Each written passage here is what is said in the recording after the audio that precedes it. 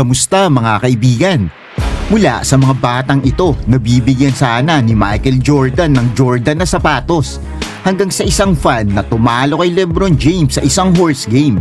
Ito ang mga fans versus NBA players moment. Umpisa natin ng pagtripan ni Jimmy Butler ang mga batang ito sa kanilang mismong eskwelahan.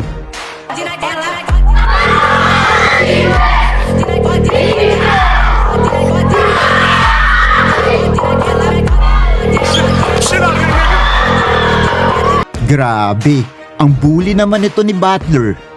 Pero hindi lahat ng fans versus NBA player moment ay may happy ending. Tulad na nangyari sa fan ng Hornets na ito.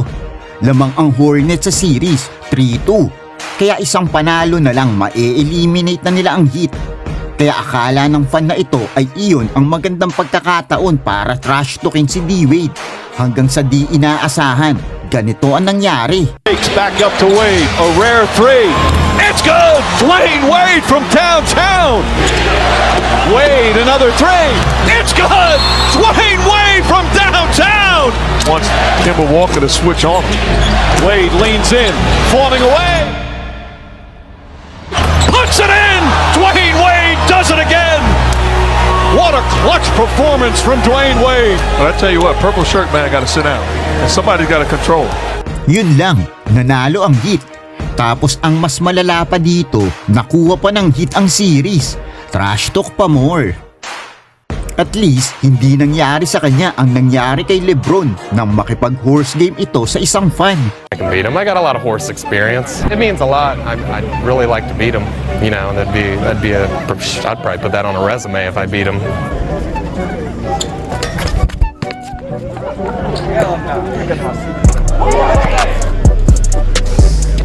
Kill me, don't.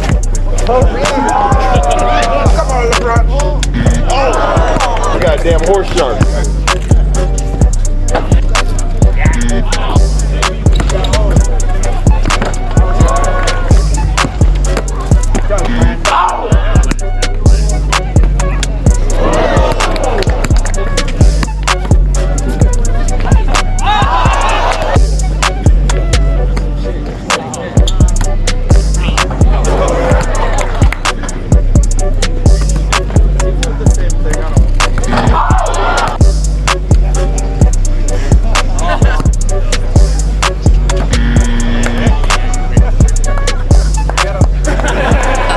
Teka, tinalo si LeBron ng isang ordinaryong player sa horse game? Eh di ba siya ang GOAT? Baka pinagbigyan lang yan ni LeBron. Ano sa tingin nyo? O siya, isunod na nga natin si Michael Jordan. Ewan ko ba kung ayaw lang talaga gumastos ni Jordan o ayaw niya lang talaga magpatalo.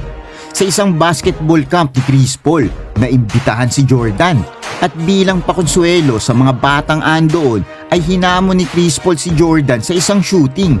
At sinabi nito na kung magminti si Jordan kahit isang beses lang ay makakakuha ang mga batang andoon ng pares ng Jordan na sapatos. Pero dahil si Jordan ang hinamon, ganito ang ginawa niya.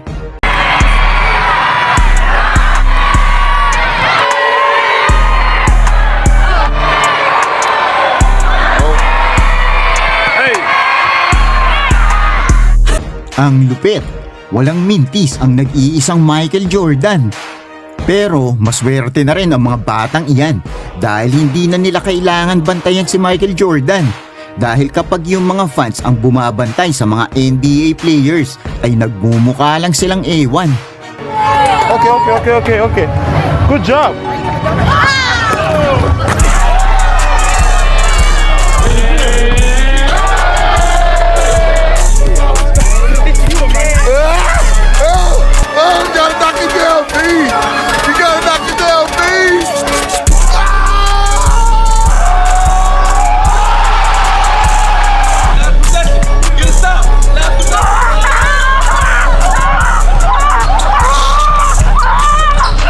Noong una, akala ko pambabastos ang ginagawa ng mga player kapag pinapahiya nila ang mga fans na ito. Hanggang sa makita ko ang ginagawang pambabastos ng mga fans sa mga NBA players. Ang isa ay talagang umutot sa harap ng NBA legend. Ang isa naman ay sinasadyang tawagin sa maling pangalan ang mga NBA players. That's my favorite point guard, Chris Paul, man. You ain't Chris Paul? Nah, who are you? Oh, you ain't Chris? Oh my God, Russell Westbrook, bro. Russell Westbrook, bro. Oh my God. Oh shit, my favorite basketball player, Draymond Green, bro. It's Draymond, bro. Oh shit. Ang isa naman ay nagmaskara pa para magmukha siyang manikin para mang-prank ng mga NBA player. I'm Steven and I'm on the set of the NBA store, and this is the mannequin prank. NBA stars think they're just going to sign some merchandise, but what they don't know is what I'm going to pop out. My first victim is Damian Lillard. Why don't you grab the Trailblazers hat there? Hey, can you sign this? Jeremy, can you sign this? Hey, can you sign this? Hey, George!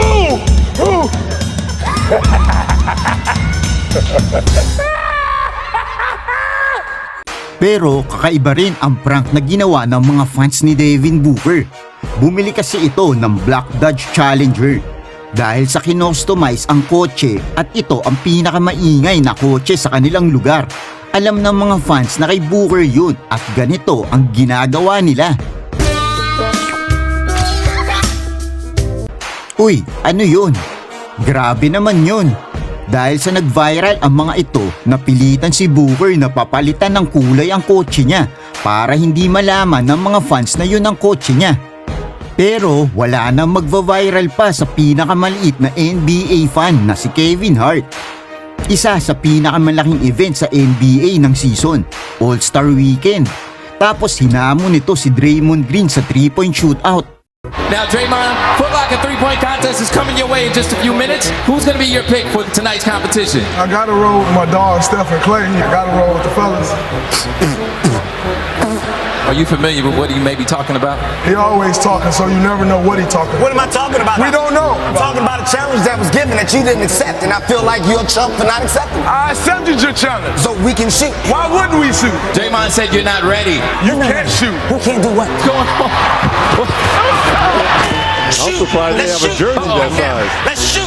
Teka, siya isang 5'2" na komedyante. Hindi niya kakayanin talunin ang isang NBA professional, tama? Introducing first from Saginaw, Michigan, Draymond Green, and his opponent, Mr. Kevin Hart. Thank you, Mike. You go first. Let's get it. There's no way that Draymond will lose this unless he does it on purpose. No way. No. Let's call him warm up. Okay, now he's warmed up. This is that high pick and roll. No. Yeah. I'll take that back. Okay. Okay, if you lose, you gotta go ice skating.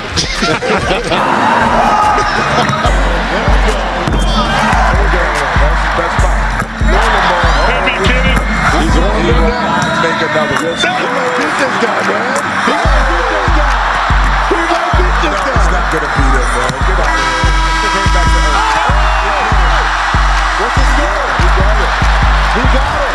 He got it. Ganon, tie sila. Alam naman natin na hindi rin ini-expect ng NBA na magiging dikit ang laban. Nagpagawa na nga sila ng trophy para kay Draymond Green. You're a winner.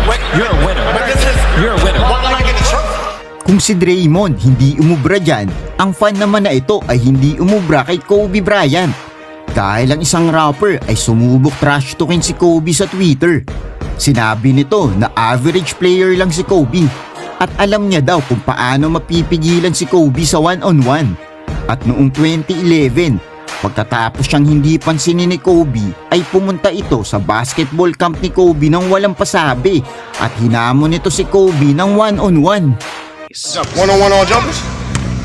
Let's go. For $1,000. $1,000? $1,000? On jumpers? On jumpers. I feel confident.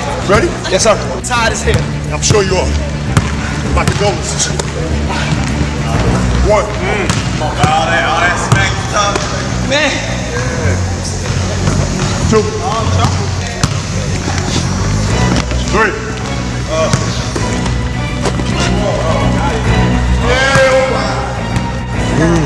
Hold on, what's going on? I don't want to ever go to NBA. Is that blood? Is it clean? Nah. What's going on? Did Kobe beat you up? Yeah, he got me. Oh, did the Black Mamba choke you out? What happened, man? What's going on? Did what did he do to you? Everything that he does on 2K, that shit is real. Sa susunod kasi, huwag kang maghahamon ng NBA player. Si Kobe pa talaga ang hinamon mo. Yan tuloy napala mo. Kaibigan, iyan ang fans versus NBA players. Ano ang masasabi nyo rito? Kung nagustuhan mo ang ating video, sigurado na magugustuhan mo rin ang mga ito. Click mo na. Salamat!